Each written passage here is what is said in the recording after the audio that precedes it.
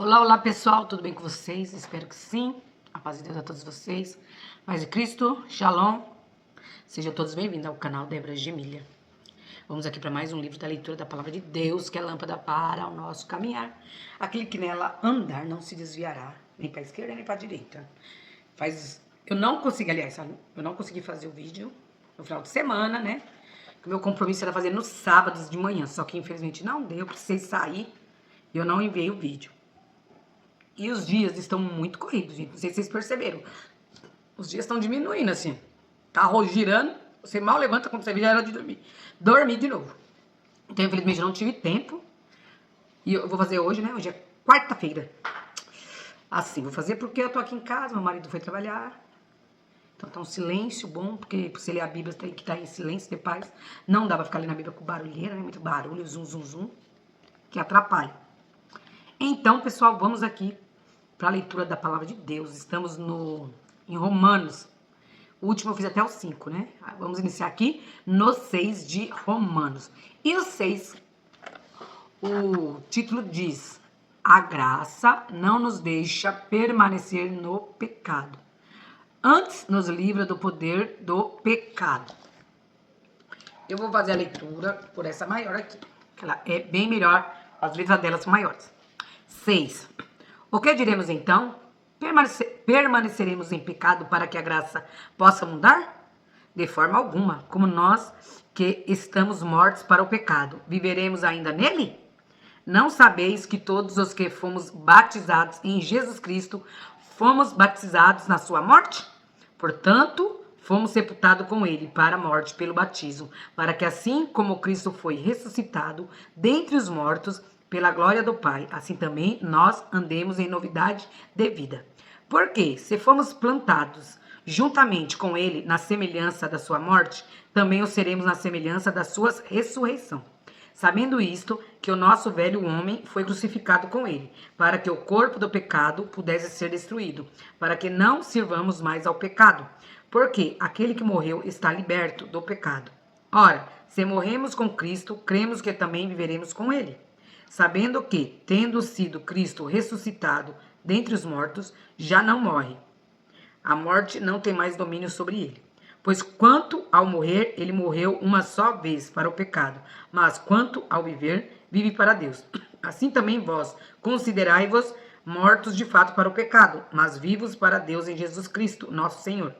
Não reine, portanto, o pecado em vosso corpo mortal, para lhe obedecerdes em seus desejos. Nem tampouco apresenteis os vossos membros como instrumento de injustiça.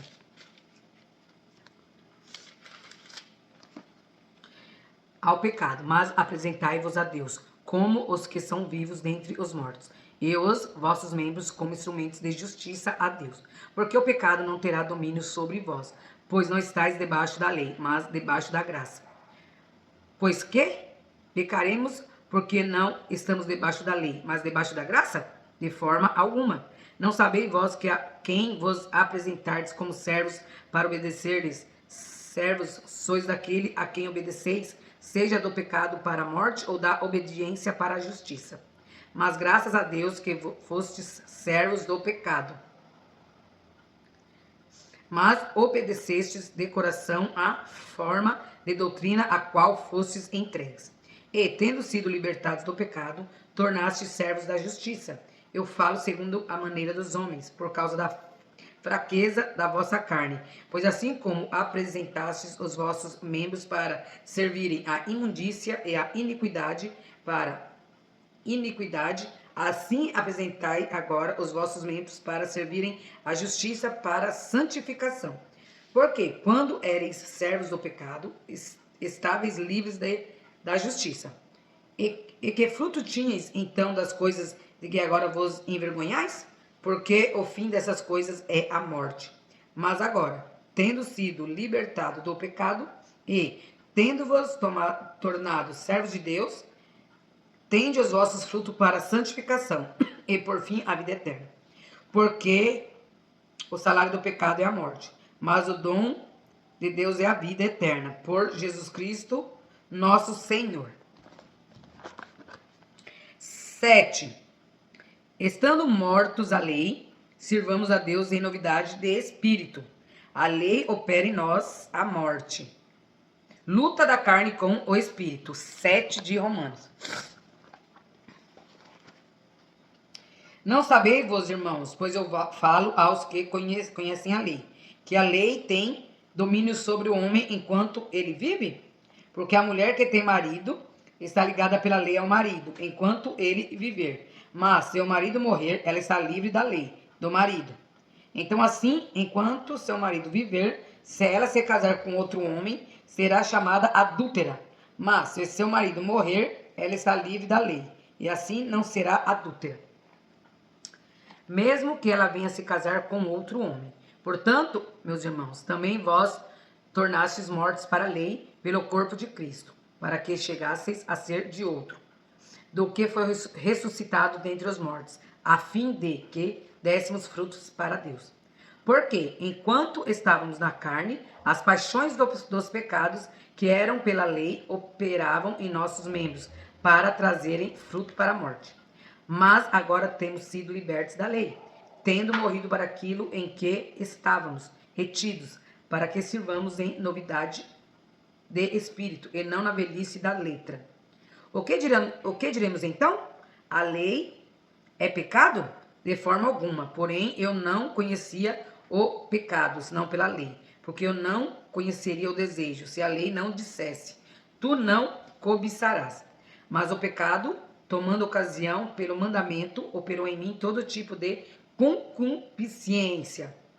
Porque sem a lei o pecado está morto. Outrora eu estava vivo sem a lei, mas quando o mandamento veio, o pecado reviveu e eu morri. E o mandamento que era ordenado para a vida, eu achei que era para a morte. Porque o pecado, tomando ocasião pelo mandamento, me enganou e por ele me matou. Portanto, a lei é santa e o mandamento santo, justo e bom. Então, o que me é bom tornou-se em morte? De forma alguma. Mas o pecado, para que se mostrasse pecado, operou a morte em mim, pelo que é bom, a fim de que pelo mandamento o pecado se tornasse excessivamente pecaminoso. Porque nós sabemos que a lei é espiritual, mas eu sou carnal, vendido sob o pecado. Porque o que eu faço não o permito, pois o que eu quero isso não faço, mas o que odeio isso eu faço. E se eu faço o que não quero, eu consinto que a lei é boa. Então agora já não sou eu que faço isso, mas o pecado que habita em mim. Porque eu sei que em mim, isto é, na minha carne, não habitam coisas boas, pois o querer está presente em mim, mas o executador do bem eu não encontro. Porque o bem que eu quero fazer, não faço, mas o mal que não quero fazer, esse eu faço. Ora, se eu faço o que não quero, já não sou eu quem eu faço, mas o pecado que habita em mim. Eu acho então esta lei que, quando quero fazer o bem, o mal está presente comigo, pois eu tenho prazer na lei de Deus, segundo o homem interior. Mas eu vejo outra lei nos meus membros, guerreando contra a lei da minha mente e me trazendo cativo debaixo da lei do pecado, que está nos meus membros. Ó miserável homem que eu sou, quem me livrará do corpo desta morte? Eu agradeço a Deus por meio de Jesus Cristo, nosso Senhor. Assim, pois, com a mente eu mesmo sirvo a lei de Deus, mas com a carne a lei do pecado. 8. Habita debaixo da graça, segundo o Espírito de santidade e adoção. 8. Portanto, agora nenhuma condenação há para os que estão em Cristo Jesus, que não andam segundo a carne, mas segundo o Espírito.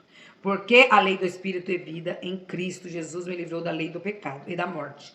Porquanto o que a lei não podia fazer, vista como estava fraca pela carne, Deus, enviando seu próprio Filho em semelhança da carne pecaminosa e como oferta pelo pecado, condenou o pecado na carne, para que a justiça da lei fosse cumprida em nós, que não andamos segundo a carne, mas segundo o Espírito.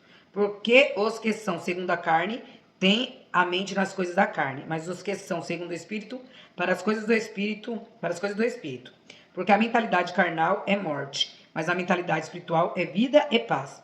Porquanto a mentalidade carnal é inimizade contra Deus, pois não é sujeita à lei de Deus, nem de fato pode ser. Então, os que estão na carne não podem agradar a Deus. Mas vós não estáis na carne, mas no Espírito, se é que o Espírito de Deus habita em vós. Ora, se algum homem não tem o Espírito de Cristo, esse não é dele. Esse Cristo está em vós. O corpo está morto por causa do pecado, mas o Espírito é vida, por causa da justiça. Mas se o Espírito daquele que ressuscitou a Jesus dentre os mortos habita em vós, aquele que ressuscitou a Cristo dentre os mortos também vivificará os vossos corpos mortais, pelo seu Espírito que habita em vós. Portanto, irmãos, nós somos devedores, não a carne para vivermos segundo a carne, porque se viverdes segundo a carne, morrereis. Mas se através do Espírito mortificardes as obras do corpo, vivereis. Porque todos os que são guiados pelo Espírito de Deus, esses são filhos de Deus. Porque não recebestes um espírito de servidão, para novamente temerdes, mas recebestes o espírito de adoção, pela qual clamamos, Abba, Pai. O mesmo Espírito dá testemunho com o nosso espírito de que somos filhos de Deus. E se filhos, então herdeiros de Deus e herdeiros com Cristo. Se então nós sofrermos com Ele, que também nós sejamos glorificados juntos. Porque eu considero que os sofrimentos deste tempo presente não são dignos de serem comparados com a glória que há de ser revelada em nós.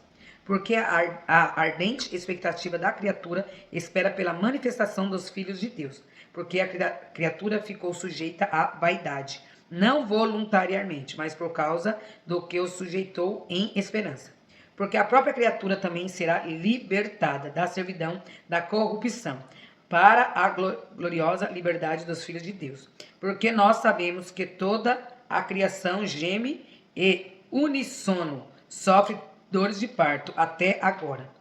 E não só ela, mas nós mesmos também, que temos as primícias do Espírito, também gememos em nós mesmos, esperando a adoção, a saber, a redenção do nosso corpo. Porque somos salvos pela esperança, mas a esperança que se vê não é esperança. Como, pois, esperançar o que um homem vê? Mas se esperarmos o que não vemos, então com paciência o aguardamos. Semelhantemente, o Espírito também nos ajuda em nossas fraquezas, porque não sabemos o que devemos orar, como convém, mas o próprio Espírito intercede por nós, com gemidos que não podem ser proferidos. E aquele que examina os corações sabe qual é a intenção do Espírito, porque ele faz intercessão pelos santos, segundo a vontade de Deus. E sabemos que todas as coisas trabalham juntamente para o bem daquele que o amam, que amam a Deus, daquele que são chamados de acordo com seu propósito. Para quem ele conheceu antes, ele também os predestinou para serem conformes à imagem de seu filho, para que ele pudesse ser o primogênito dentre muitos irmãos. Além disso, ao que ele predestinou, a esses também os chamou, e aos que ele chamou, a estes também justificou, e aos que justificou, a estes também glorificou. O que diremos então a estas coisas? Se Deus é por nós, quem pode ser contra nós? Aquele que não poupou o seu próprio filho, mas o entregou por todos nós, como não nos dará gratuitamente também com ele todas as coisas? Quem acusará alguma coisa ao escolhido de Deus? É Deus quem os justifica. Quem é o que condenará? É Cristo que morreu, sim, que foi ressuscitado, o qual está à direita de Deus e também intercede por nós. Quem nos separará do amor de Cristo? Será a tribulação ou a angústia? Ou a perseguição, ou a fome, ou a nudez, ou o perigo, ou a espada? Como está escrito, por causa de ti somos mortos todo o dia, somos considerados como ovelha para o matadouro. Mas em todas essas coisas somos mais do que vitoriosos, através daquele que nos amou. Porque eu estou convencido de que nem a morte, nem a vida, nem os anjos, nem os principados, nem as potestades, nem as coisas do presente, nem as coisas do porvir, nem a altura, nem a profundidade, nem alguma outra criatura será capaz de nos separar do amor de Deus, que está em Jesus Cristo, nosso Senhor. Então, pessoal, vou parar aqui, no finalzinho do 8, porque aqui tá bem longos. E pra gente descer aqui no 9. Eu percebi aqui que mais 2 vídeos de Romanos acaba já Romanos. E depois nós vamos para a primeira carta do apóstolo Paulo aos Coríntios. Então, gente, essa foi a leitura, né, dos capítulos de hoje. A gente viu aqui falando do batismo, que quando a gente batiza, né, a gente tá morrendo, a gente morre. É sepultado o velho homem, a velha mulher, e nasce uma nova criatura em verdade de espírito e vida. Então, aquelas coisas que a gente fazia, quando a gente é o velho homem, não faz mais, né? É porque a gente é uma nova criatura e nós somos cartas vivas de Jesus, né? Que nem eu falo muito. Às vezes eu converso com a gente, uma coisa assim que eu percebo, né? Quando você é uma nova criatura, tudo que você vai fazer é diferente do mundo. A gente nada a ver, porque Deus conhece nosso coração, não sei o quê. Mas a Bíblia também fala que o nosso coração é enganoso. Então, acho assim, qualquer lugar que você estiver, você tem que ser luz. Como eu falo, vai na academia fazer a malhação. Você não precisa ir lá nua, com o seu corpo exposto. Andar que nem as mulheres, que as pessoas ainda que não batizou e que não conhece a Cristo. Né? Daí vai que nem todo mundo. Não, tem que ser diferente. Você vai pra praia. Ah, é porque praia é lugar de pôr biquíni, que não tem nada a ver, porque lá... Não. Lá você também tem que ser luz. Você tem que saber que você é luz. E a luz e as trevas não se combinam. Como a Bíblia também diz que o nosso corpo é morada do Espírito Santo. Né? E o que a Bíblia também fala? Que ai daquele por quem vir o escândalo. Né? Então, assim, quando eu falo pra vocês, a Bíblia é muito maravilhosa, é muito interessante. Né? Mas eu sempre falo e sempre vou falar. Tem que ter caráter para com Deus. Porque se você não tiver caráter e temor a Deus, você coloca seus achismos na palavra de Deus, né? Você coloca seus achismos na Bíblia. E é que nem eu estava conversando esses dias com a pessoa falou pra mim assim, a Bíblia... Aí nem sabe se a Bíblia como se diz, ela falou, se é verdade o que está acontecendo ali. Foi muita gente que escreveu, colocou o dedo ali, eu não sei se, né? Duvidando da palavra de Deus, eu não duvido. Né? Porque você vê que a Bíblia é um livro bem perseguido, né? Foi perseguido, é perseguido. E ninguém conseguiu destruir ele totalmente. Por quê? Porque é Deus. E pra mim, na minha opinião, a Bíblia nada mais é do que Deus falando conosco. De como ele pode nos abençoar e amaldiçoar também. A gente fala aqui, não, mas olha no Antigo Testamento, quando você vê as coisas acontecer, o que acontecia com as pessoas. Minha mãe fala muito assim, Deus é amor, é misericórdia, mas ele também é um fogo consumidor. Então, gente, vamos ler a palavra, vamos ler a Bíblia, que faz muito bem. Vamos ter comunhão com Deus, né? Porque a gente tá vendo que as coisas só tá piorando. Não sei se vocês estão sabendo aí, que foi ontem, né, que teve uma votação lá, até meia-noite, parece, lá no Congresso. O povo votando a PEC da impunidade. Os políticos roubarem, fazerem o que quiserem e não serem investigados. Aí a gente faz o quê? A gente ora. Porque para Deus nada é impossível. Que Deus entre lá, coloque todas as coisas no lugar.